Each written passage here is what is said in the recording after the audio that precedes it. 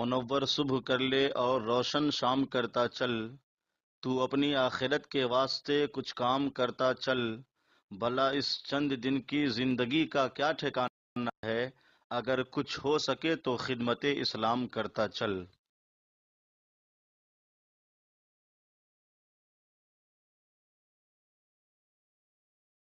سورہ بقرہ کے رکو نمبر 39 کا درس ہے 39، اور یہ تیسرے پارے کا 7واں رکو ہے۔ اس رکو میں 2 آیتیں ہیں، آیت نمبر 282 اور آیت نمبر 283۔ آیت نمبر 282 سے درس کا آغاز ہے۔ اس آیت کریمہ کو آیت مداینہ کہتے ہیں۔ آیت مداینہ یہ قرآن مجید فرقان حمید کی الفاظ کے لحاظ سے سب سے بڑی آیت ہے۔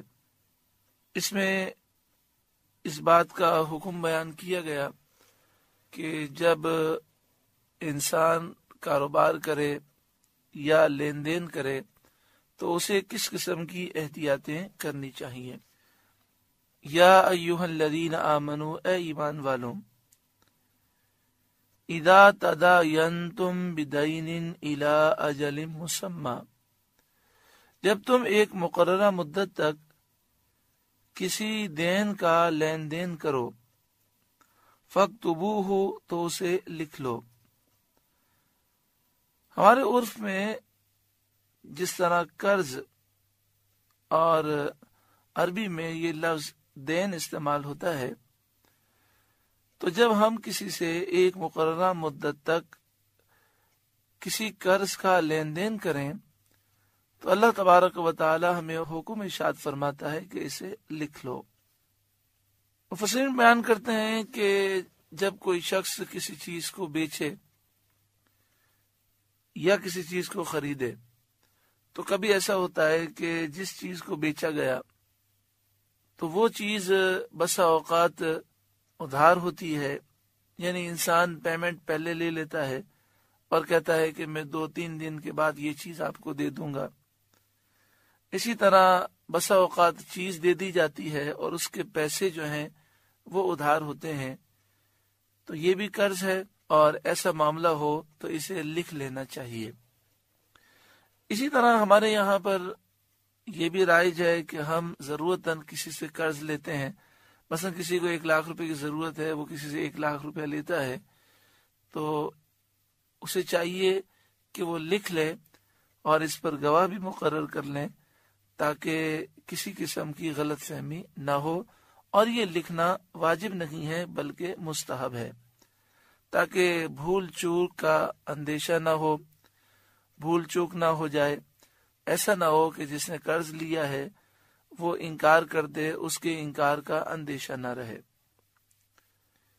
وَلْيَكْتُبْ بَيْنَكُمْ كَاتِبٌ بِالْعَدْلِ، اور چاہیے کہ تمہارے درمیان کوئی لکھنے والا ٹھیک ٹھیک لکھے، اپنی طرف سے کوئی کمی بیشی نہ کرے اور فریقین میں سے کسی کی رعایت نہ کرے، جو حق بات ہے وہ لکھے۔ وَلَا يَأْبَ كَاتِبٌ أَن يَكْتُبَ كَمَا عَلَّمَهُ اللَّهُ، اور لکھنے والا لکھنے سے انکار نہ کرے جیسا کہ اسے اللہ نے سکھایا ہے۔ فَلْيَكْتُبْ، تو چاہیے کہ وہ لکھے۔ اس آیت کریمہ میں یہ بیان کیا گیا کہ لکھنے والا لکھنے سے منع نہ کرے، کیونکہ اللہ تبارک و تعالی نے اسے لکھنے کا علم دیا ہے، تو اسے لکھنے سے منع نہیں کرنا چاہیے۔ ہاں، جو لکھنے کی اجرت بنتی ہے وہ اسے لے لینی چاہیے، یا اگر مفت میں بغیر پیسے لیے لکھنا چاہے تو ایسا بھی لکھ سکتا ہے۔ اس کے علاوہ یہ بات بھی یاد رکھنی چاہیے کہ اگر لکھنے والا مصروف ہے تو پھر اس کا انتظار کرنا ہوگا۔ یہاں یہ جو فرمایا گیا کہ اللہ تعالیٰ نے اسے سکھایا ہے، تو اللہ تعالیٰ کے سکھانے پر وہ شکر ادا کرے اور لکھے۔ اس سے مراد یہ ہے کہ وہ فارغ ہو تو سستی نہ کرے اور انکار نہ کرے۔ وَلْيُمْلِلِ الَّذِي عَلَيْهِ الْحَقُّ، اور جس پر حق آتا ہے وہ لکھاتا جائے، یعنی جو مقروض ہے، جو قرض لے رہا ہے، وہ کاتب کو لکھوائے تاکہ اس کے ذہن میں اچھی طرح یہ بات راسخ ہو جائے کہ میں نے اتنا قرضہ لیا ہے، اور اس کے ذہن میں یہ خیال نہ ہو کہ میری توجہ ہٹ گئی تھی اور قرض دینے والے نے غلط لکھوا دیا۔ خود لکھائے تاکہ اسے یہ بھی یاد رہے کہ میں نے کتنا قرضہ لیا تھا۔ یہ عام طور پر ایک دنیاوی اصول ہے کہ دینے والے کو یاد رہتا ہے کہ میں نے کتنا دیا، لینے والا عام طور پر بھول جاتا ہے۔ اس لیے قرآن مجید فرقان حمید نے یہ حکم دیا کہ جو مقروض ہے، جو قرض لے رہا ہے، اسے چاہیے کہ وہ کاتب کو لکھوائے تاکہ اسے یاد رہے کہ میں نے کتنا قرضہ لیا ہے۔ وَلْيَتَّقِ اللَّهَ رَبَّهُ، اور اللہ سے ڈرے جو اس کا رب ہے۔ وَلَا يَبْخَسْ مِنْهُ شَيْئًا، اور حق میں سے کچھ رکھ نہ چھوڑے، یعنی جو قرض لے رہا ہے وہ صحیح صحیح لکھائے اور کوئی چیز باقی نہ چھوڑے۔ فَإِنْ كَانَ الَّذِي عَلَيْهِ الْحَقُّ سَفِيهًا، پھر جس پر حق آتا ہے اگر وہ بے عقل ہے، یعنی جو قرض لے رہا ہے اس میں اتنی عقل نہیں کہ وہ ان معاملات کو سمجھ سکے، او ضعیفاً، یا وہ ناتواں ہے، کمزور ہے، اتنا بوڑھا ہے کہ وہ نہیں لکھوا سکتا، او لا یستطیع ان یمل ہوا، یا وہ لکھانے کے قابل نہ ہو، لکھا نہ سکے، یعنی جو قرض لے رہا ہے وہ پاگل ہے، ناقص العقل ہے، بچہ ہے، بہت زیادہ بوڑھا ہے، گونگا ہے، یا زبان نہ جاننے کی وجہ سے اپنا مقصد بیان نہیں کر سکتا، اور اس کا ولی اس کے لیے قرض لے رہا ہے، فَلْيُمْلِلْ وَلِيُّهُ بِالْعَدْلِ، تو اس کا ولی انصاف سے لکھوائے، وہ قریبی رشتہ دار جو اس کا ولی ہے وہ لکھوا دے۔ اگر اس میں بھی طاقت نہ ہو تو کسی کو وکیل مقرر کیا جائے اور وہ لکھوا دے۔ وَاسْتَشْهِدُوا شَهِيدَيْنِ مِن رِجَالِكُمْ، اور 2 گواہ کر لو اپنے مردوں میں سے۔ جو گواہ مقرر کیے جائیں وہ آزاد ہوں، بالغ ہوں، مسلمان ہوں، کیونکہ مسلمان کے معاملات میں مسلمان ہی گواہ بنتے ہیں۔ فَإِن لَّمْ يَكُونَا رَجُلَيْنِ، پھر اگر 2 مرد نہ ہوں، فَرَجُلٌ وَامْرَأَتَانِ، تو 1 مرد اور 2 عورتیں، ممن تردون من الشہداء، ایسے گواہ جن کو تم پسند کرتے ہو، یعنی جن کے متعلق تمہارا خیال ہے کہ وہ نیک صالح ہیں، عادل ہیں، ان پر تمہیں بھروسہ ہے، انہیں گواہ مقرر کرو، ان کے سامنے یہ لکھانے کا سلسلہ ہو اور قرض کے لینے دینے کا سلسلہ ہو، تاکہ کسی قسم کی غلط فہمی نہ ہو اور کسی قسم کا نقصان نہ ہو۔ یہ حکم گو کہ مستحب ہے، فرض واجب نہیں ہے، لیکن ہمارے لیے بہت بہتر ہے۔ بسا اوقات جب ہم قرض کسی کو دے رہے ہوتے ہیں، لینے والے پر ہمیں اتنا بھروسہ ہوتا ہے کہ ہم کہتے ہیں لکھوانے کی کوئی ضرورت نہیں ہے اور گواہ بنانے کی کیا ضرورت ہے، لیکن پھر کچھ عرصہ گزرتا ہے اور معاملہ ایسا ہوتا ہے کہ وہ قرض واپس نہیں کرتا، اور ہمارے پاس کوئی گواہ نہیں ہوتا اور کوئی کاغذ ایسا نہیں ہوتا جس پر یہ ساری چیزیں لکھی ہوں، تو فی زمانہ قانونی تقاضے پورے کرنے چاہیے اور ایسے پیپر پر لکھوانا چاہیے کہ جو پیپر قانونی طور پر حجت ہو سکے، اور 2 گواہ بھی مقرر کرنے چاہیے۔ اگر سامنے والا فریق ہمیں یہ کہے کہ بھئی آپ کیوں لکھوا رہے ہیں، کیا مجھ پر بھروسہ نہیں ہے، تو آپ اسے اس طرح پیار سے سمجھائیں کہ چونکہ قرآن مجید فرقان حمید میں حکم دیا گیا کہ لکھو اور گواہ بناؤ، جب ہم قرآن پاک کے اس حکم پر عمل کریں گے تو انشاءاللہ برکت ہوگی، آپ کے لیے قرض کی واپسی آسان ہو جائے گی اور ہمارے معاملات بھی آسان ہو جائیں گے۔ قرآن پاک پر عمل کرنے کے جذبے کے تحت یہ سلسلہ ہوگا تو انشاءاللہ تعالی بہت آسانی ہو جائے گی، گو کہ قرآن پاک کا یہ حکم استحبابی ہے، وجوبی نہیں ہے، پھر بھی عمل ضرور کرنا چاہیے کہ دنیاوی معاملات کے لحاظ سے یہ ہمارے لیے بہت ضروری ہے۔ یہ بات یاد رکھیں کہ اگر مرد گواہ بنے تو 2 مرد گواہ بنیں گے، اور عورتیں گواہ ہوں تو 1 مرد اور 2 عورتیں۔ صرف عورتیں گواہ ایسے معاملات میں نہیں بن سکتی۔ اگر مرد ہیں تو 2 مرد کافی ہیں، اور اگر 2 مرد نہیں ہے 1 مرد ہے تو پھر 1 عورت نہیں بلکہ 2 عورتیں یہ گواہ بنے۔ ان تضل احداہما، کہ کہیں ان میں ایک عورت بھول جائے، فتذکر احداہما الاخری، تو ایک دوسری عورت کو یاد دلا دے۔ مردوں کے مقابلے میں عورتوں میں بھولنے کی عادت کچھ زیادہ پائی جاتی ہے، تو اس لیے فرمایا کہ 2 عورتیں گواہ بنے تاکہ اگر ایک بھول جائے تو دوسری اسے یاد دلا دے۔ وَلَا يَأْبَ الشُّهَدَاءُ إِذَا مَا دُعُوا، اور گواہ جب بلائے جائیں تو آنے سے انکار نہ کریں، یعنی گواہوں کو گواہی کے لیے بلایا جائے تو ان کے لیے جائز نہیں کہ وہ انکار کریں، آ کر گواہی دیں۔ وَلَا تَسْأَمُوا أَن تَكْتُبُوهُ صَغِيرًا أَوْ كَبِيرًا إِلَىٰ أَجَلِهِ، قرض ایک مقررہ میعاد تک چھوٹا ہو یا بڑا ہو لکھنے میں سستی نہ کرو۔ کتنا پیارا حکم ہے کہ قرض کا لین دین چھوٹا ہو یا بڑا ہو، ایک مدت تک قرض کا لین دین ہے تو لکھ لو، اور قرآن مجید فرقان حمید ہمیں فرماتا ہے کہ سستی نہ کرو۔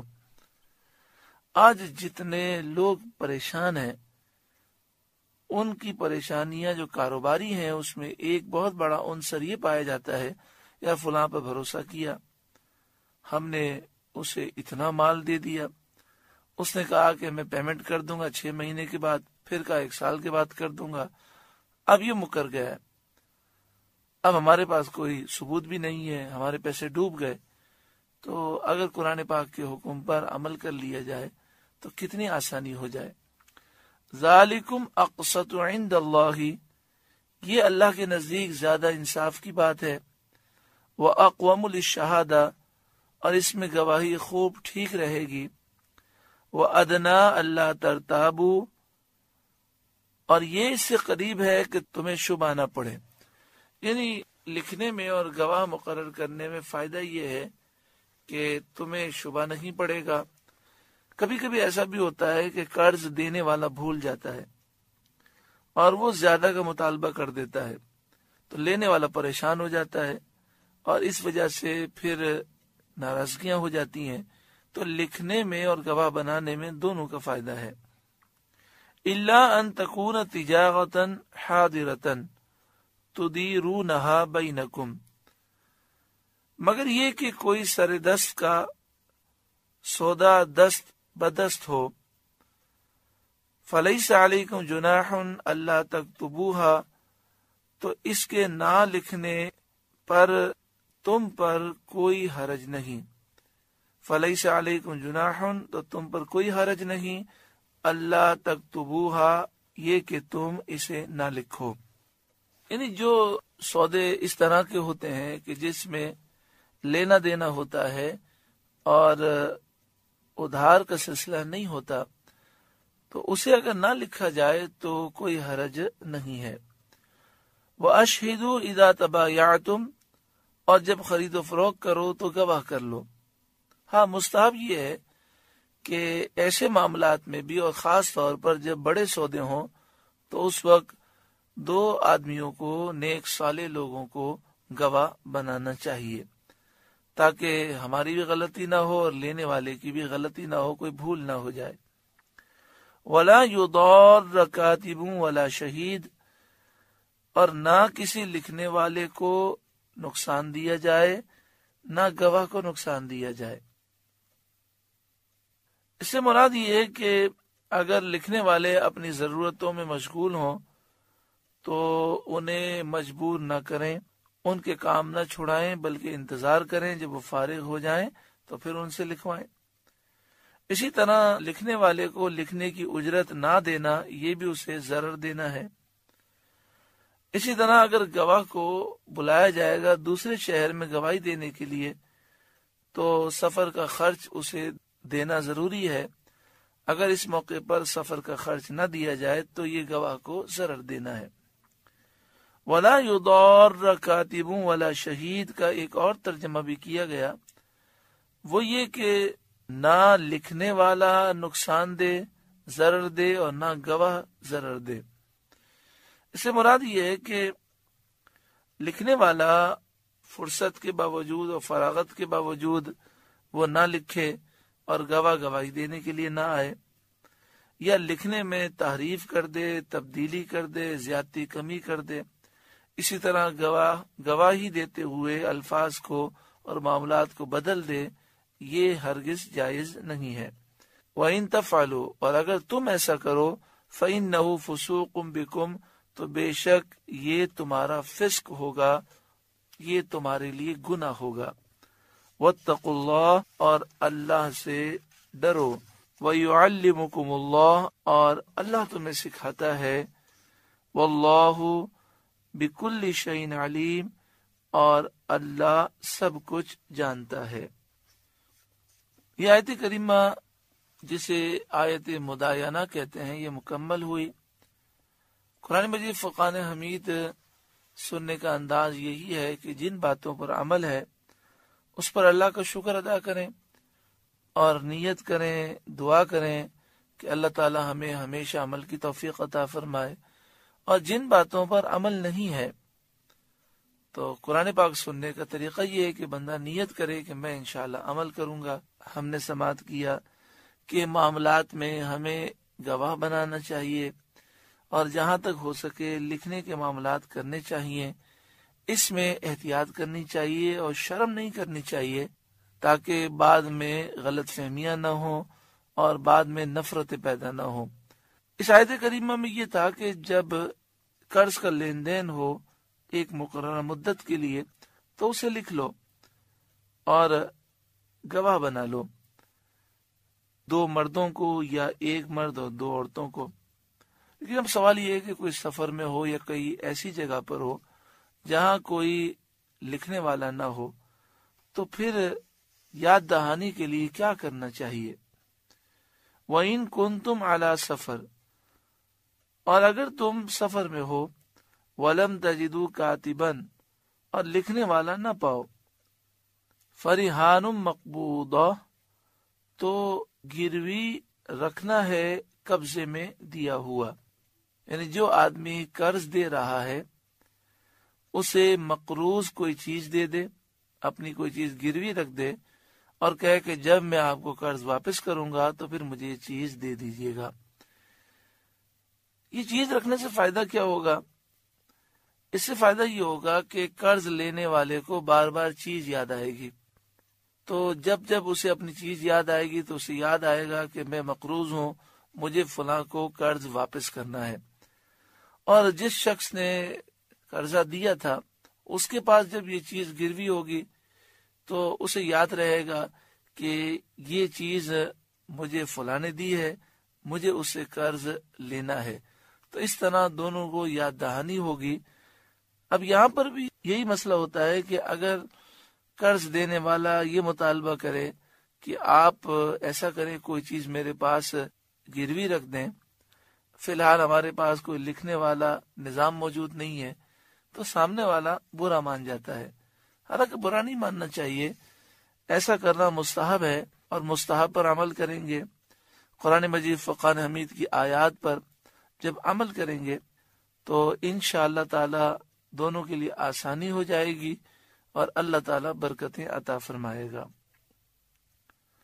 یہاں پر یہ ہے کہ سفر میں انسان ہو اور لکھنے والا نہ پائے تو کوئی چیز گروی رکھ دے۔ اس آیت سے تو سفر کا مسئلہ ثابت ہے، اور حدیث پاک سے یہ ثابت ہے کہ سفر میں نہ بھی ہو یا ہم لکھنا نہ چاہیں تو کوئی چیز گروی رکھ دینی چاہیے۔ نبی اکرم صلی اللہ علیہ وآلہ وسلم کی حدیث پاک ہے کہ رسول کریم صلی اللہ علیہ وآلہ وسلم نے مدینہ طیبہ میں اپنی زرہ مبارک یہودی کے پاس گروی رکھ کر 20 سا جو لیے۔ یعنی حضور کی اس حدیث میں ہمارے لیے تعلیم ہے کہ اس طرح بھی معاملات کیے جا سکتے ہیں۔ فَإِنْ أَمِنَ بَعْضُكُمْ بَعْضًا، اور اگر تم میں ایک کو دوسرے پر اطمینان ہو، فَلْيُؤَدِّ الَّذِي اؤْتُمِنَ أَمَانَتَهُ، تو وہ جسے اس نے امین سمجھا تھا اپنی امانت ادا کر دے۔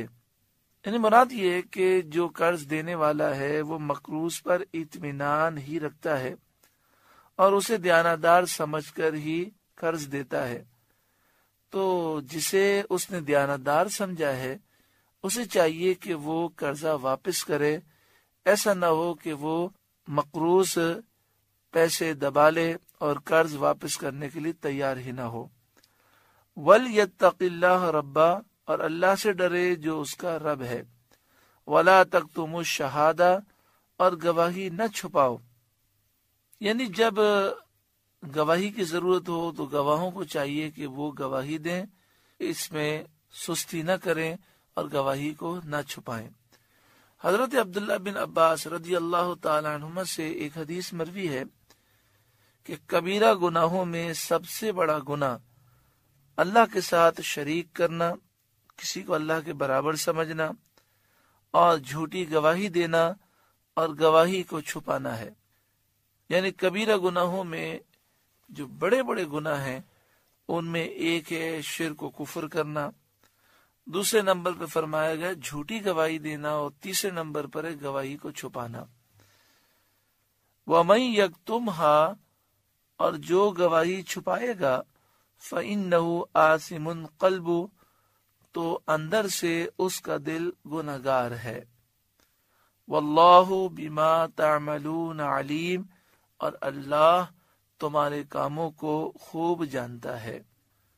سورہ بقرہ کا 39واں رکوع نمبر 39 مکمل ہوا۔ اللہ رب العالمین اس کی برکتوں سے ہمیں مالا مال فرمائے۔ اس رکوع میں 2 آیتیں ہیں۔ دوسری آیت میں ہم نے یہ سماعت کیا کہ جب آدمی آپ کو قرض دیتا ہے تو وہ آپ کو دیانتدار سمجھ کے دیتا ہے، آپ پہ بھروسہ کرتا ہے، تو ہمیں چاہیے کہ خوش اخلاقی کے ساتھ اور خوش اسلوبی کے ساتھ قرض کو ادا کریں۔